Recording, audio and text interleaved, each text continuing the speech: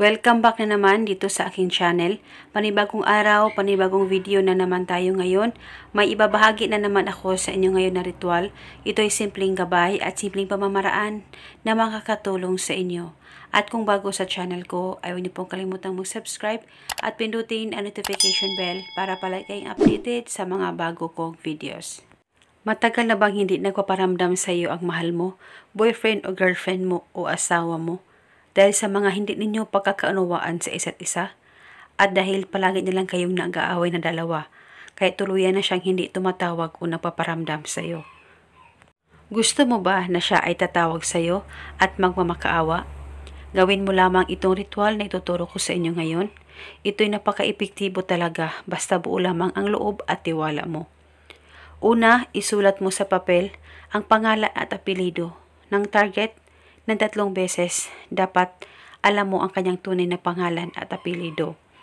At pagkatapos sa ibaba naman, ay isulat mo ang contact number niya o kahit na anong contact na meron ka sa kanya.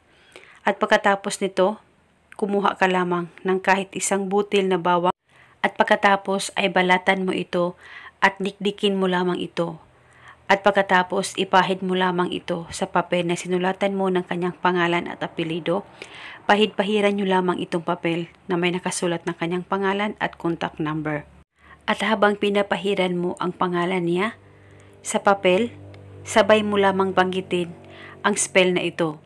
Ikaw ay tatawag sa akin at magmamakaawa.